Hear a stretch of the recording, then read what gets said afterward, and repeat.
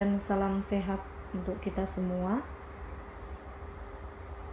Pertemuan ini kita akan membahas tentang pendekatan, metode, strategi, dan model pembelajaran IPA di SD yang inovatif.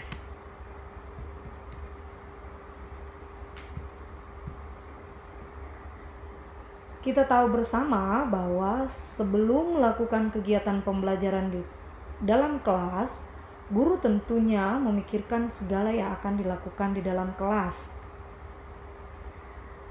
Yang akan kita bahas pertama yaitu bagaimana pendekatan pembelajaran. Pendekatan pembelajaran merupakan titik tolak atau sudut pandang kita terhadap proses pembelajaran yang merujuk pada pandangan tentang terjadinya suatu proses yang sifatnya masih sangat umum, yang di dalamnya memawadahi, menginspirasi, menguatkan, dan melatari metode pembelajaran dengan cakupan teoritis tertentu.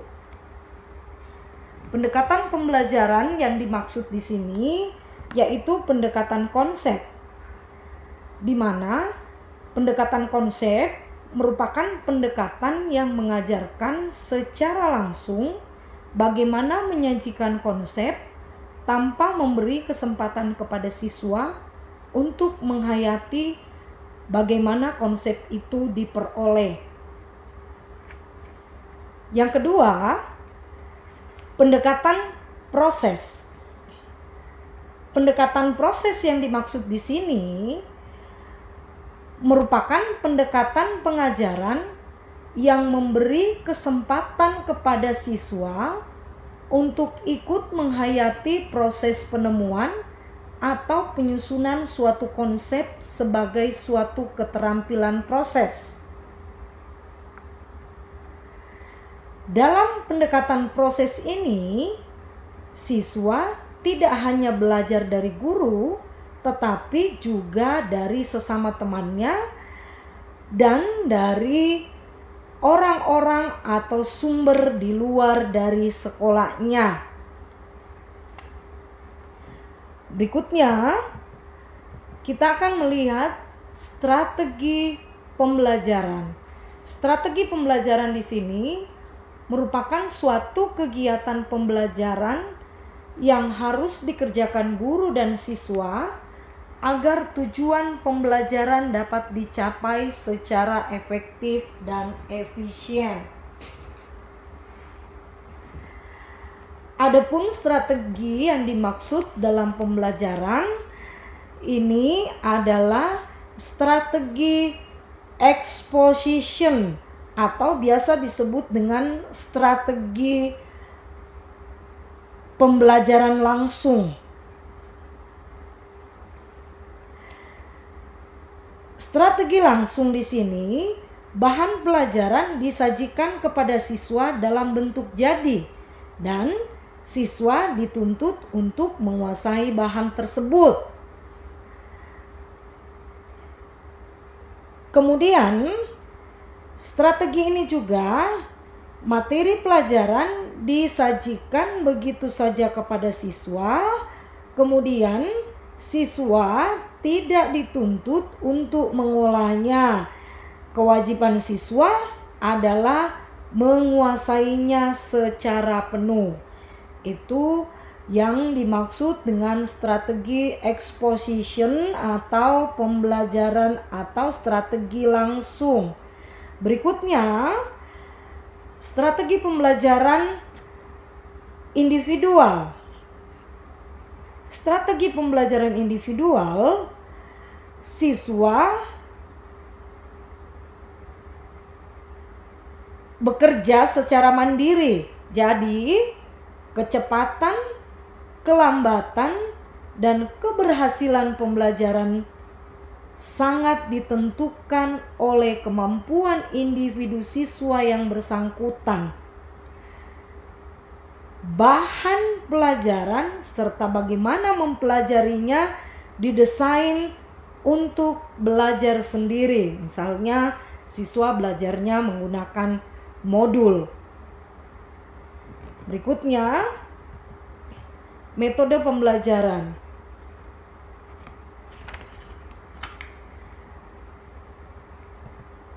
Metode pembelajaran merupakan cara yang digunakan untuk mengimplementasikan rencana yang sudah disusun dalam bentuk kegiatan nyata dan praktis untuk mencapai tujuan pembelajaran.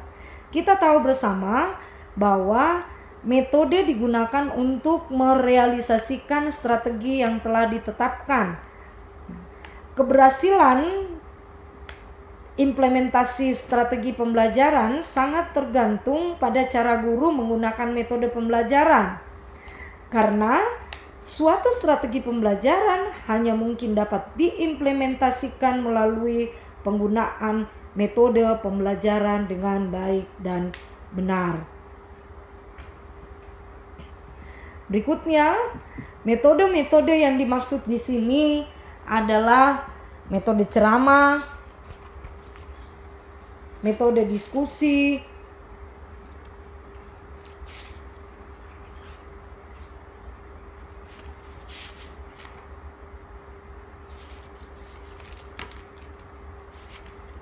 metode demonstrasi, metode simulasi, metode debat, dan metode simposium.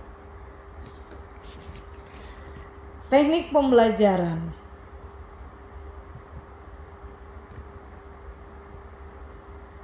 Teknik pembelajaran merupakan cara yang dilakukan seseorang dalam mengimplementasikan suatu metode secara spesifik. Misalnya kita bisa melihat bahwa ketika seorang guru menggunakan metode ceramah pada kelas dengan jumlah peserta didik yang relatif banyak, tentu membutuhkan teknik tersendiri. Begitu juga teknisnya akan berbeda dengan penggunaan metode ceramah pada kelas yang jumlah peserta didiknya terbatas. Itulah yang dimaksud dengan teknik pembelajaran, teknik yang digunakan oleh seorang guru dalam pembelajarannya. Apakah dengan menggunakan kelas kecil atau kelas besar, tentu mereka harus menggunakan teknik yang tepat dalam pembelajarannya. Kemudian, taktik dalam pembelajaran. Yang dimaksud dengan taktik dalam pembelajaran merupakan gaya seseorang dalam melaksanakan metode atau teknik pembelajaran tertentu yang sifatnya individual.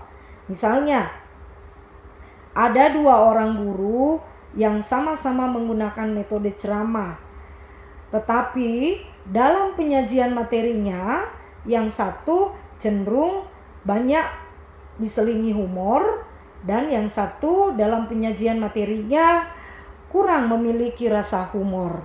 Itulah yang dimaksud dengan penggunaan taktik dalam pembelajaran. Kita lanjut dengan membahas tentang model pembelajaran. Model pembelajaran yang dimaksud di sini adalah kerangka konseptual yang melukiskan prosedur sistematis dalam mengorganisasikan pengalaman belajar untuk mencapai tujuan belajar. Model pembelajaran dalam IPA salah satunya adalah model pembelajaran interaktif, di mana model pembelajaran interaktif ini strategi pembelajaran sains yang melibatkan pengumpulan dan pertimbangan atas pertanyaan-pertanyaan siswa sebagai ciri utamanya. Pertanyaan-pertanyaan itu kemudian dicari jawabannya oleh siswa melalui penyelidikan, jadi siswalah sendiri yang menemukan jawaban atas pertanyaannya sendiri. Kunci keberhasilan dalam pembelajaran dengan menggunakan model interaktif terletak pada pola pikir siswa, sehingga siswa dapat mencari sendiri konsep yang sedang dipelajarinya dengan berbagai cara. Yang kedua, model yang digunakan dalam IPA, pembelajaran IPA, yaitu model siklus belajar. Model siklus belajar di sini siswa belajar memahami konsep sains dengan lebih baik dan dapat mengaplikasikan pengetahuannya dalam kehidupan karena siswa tidak hanya diberi kesempatan dan waktu untuk mengeksplor fenomena alam, tetapi secara langsung siswa mempunyai kesempatan untuk berinteraksi dengan guru yang berpengalaman dalam melayani pembelajaran, serta guru tersebut akan memberikan umpan balik dari pertanyaan-pertanyaan yang diajukan oleh siswa. Itulah yang disebut dengan model siklus belajar. Dengan demikian, belajar dengan model siklus belajar akan menjadi bermakna bila guru mampu memberikan pengalaman langsung, sehingga siswa secara aktif akan mengetahui bagaimana cara belajar yang baik dan benar. Berikutnya, model pembelajaran kooperatif.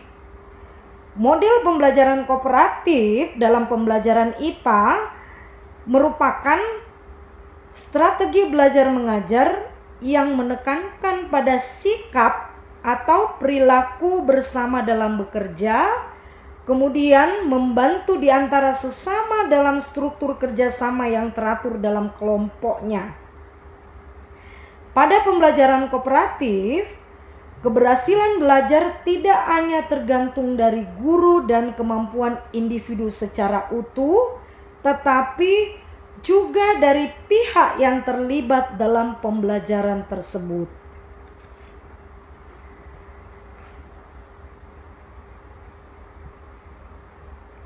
Kemudian kita akan melihat model-model pembelajaran memiliki ciri-ciri. Yang pertama, model pembelajaran itu memiliki ciri berdasarkan teori pendidikan dan teori belajar dari para ahli tertentu. Yang kedua, ciri yang kedua yaitu mempunyai misi dan tujuan tertentu.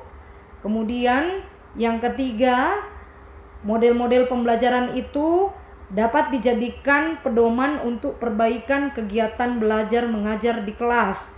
Dan yang keempat, yaitu model-model pembelajaran memiliki ciri-ciri memiliki dampak sebagai akibat terapan model pembelajaran. Yang pertama adalah dampak pembelajaran, di mana dampak pembelajaran itu merupakan hasil belajar yang dapat diukur.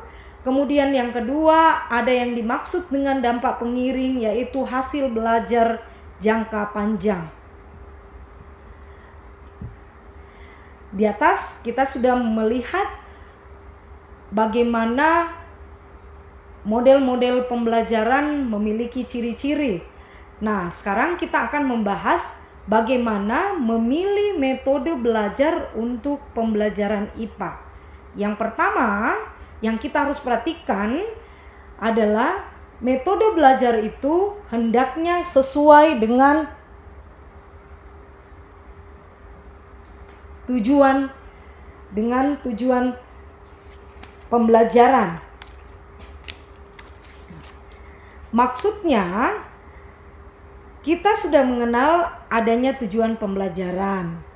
Untuk mengajar di jenjang pendidikan yang berbeda, tentu perlu menggunakan metode yang berbeda pula. Misalnya, ketika mengajar IPA untuk SD, jelas memerlukan metode yang berbeda dengan ketika seorang guru akan mengajar IPA di SMA atau pada tingkat perguruan tinggi. Yang kedua, metode belajar itu hendaknya diadaptasikan dengan kemampuan siswa. Maksudnya, suatu pelajaran yang direncanakan serta disusun dengan baik, dengan menggunakan metode yang tepat, dan diajarkan dengan guru yang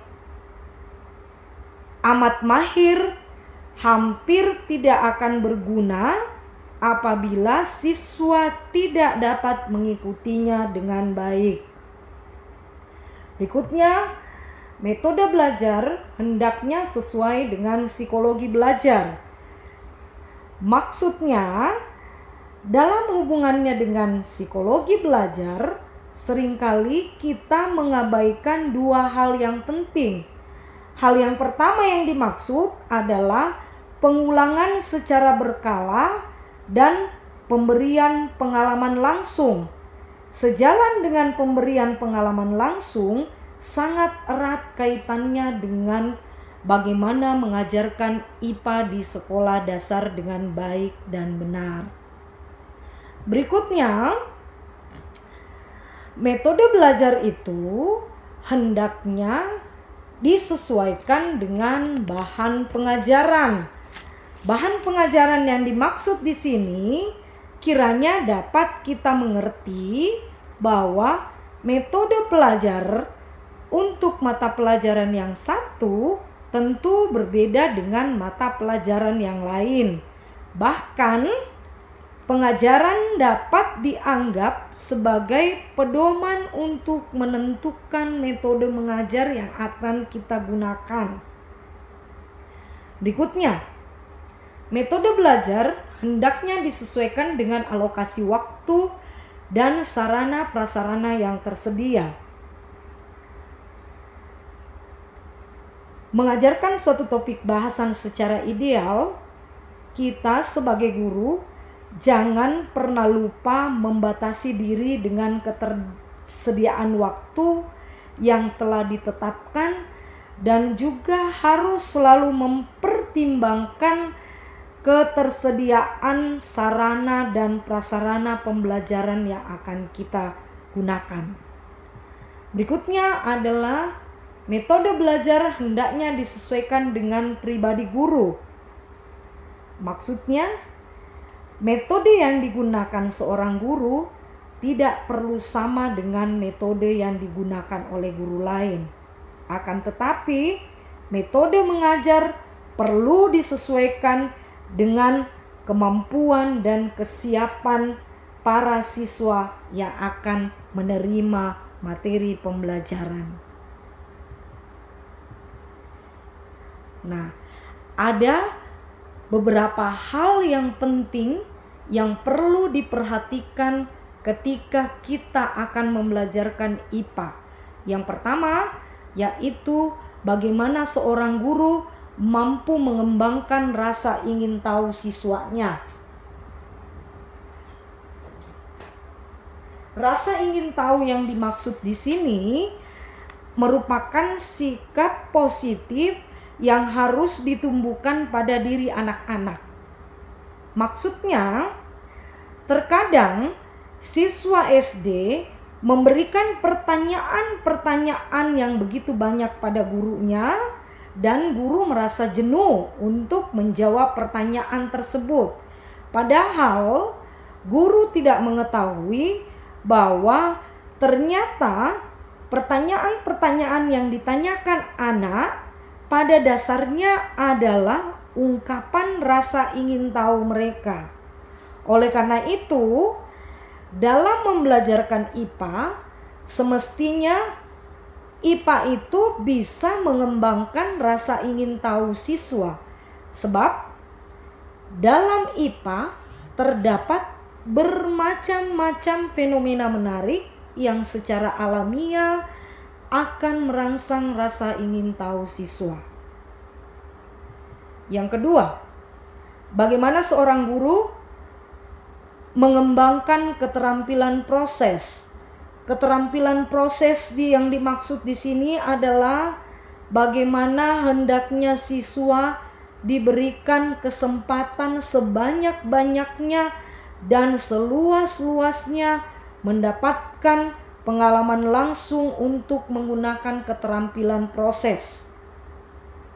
Begitu juga siswa hendaknya diberikan kesempatan untuk berdiskusi dalam kelompoknya, karena dengan bekerja dalam kelompok dapat menjadi wahana bagi anak atau bagi siswa untuk mengembangkan keterampilan berkomunikasinya.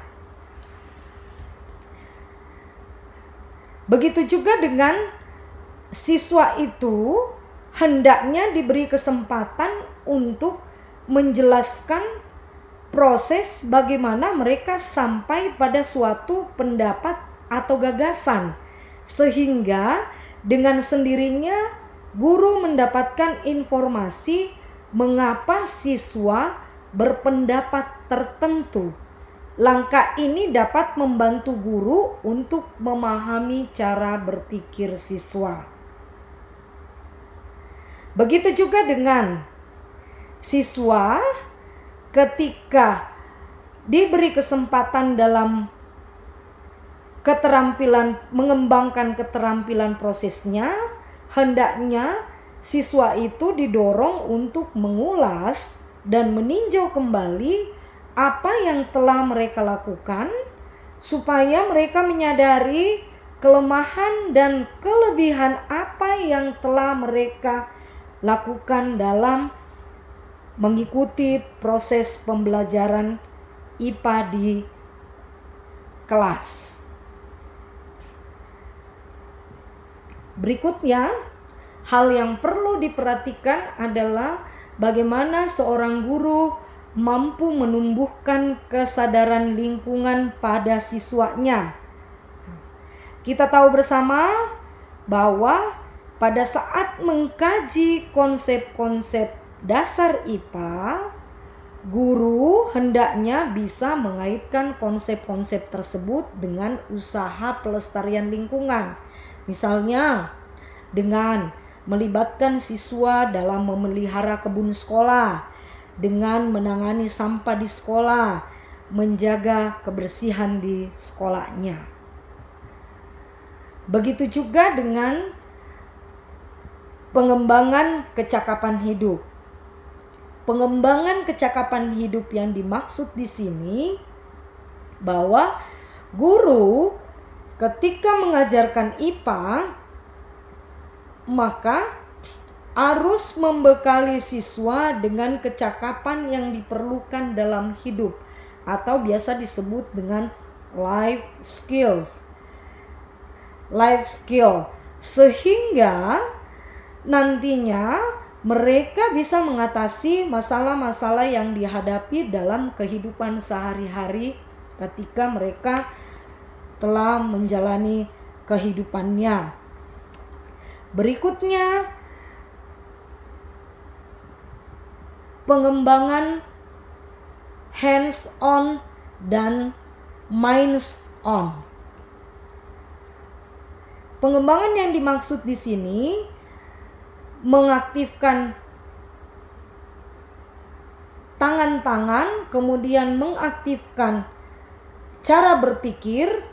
Yang dimaksud di sini bahwa seorang guru ketika mengajarkan IPA hendaknya memberikan kesempatan kepada siswa untuk berinteraksi langsung dengan objek yang dipelajarinya. Itulah yang dikatakan hands on, di mana siswa hendaknya diberi kesempatan yang seluas-luasnya untuk bisa mengamati, untuk bisa mencoba dan bereksperimen dengan benda dan fenomena alam yang ada di sekitarnya.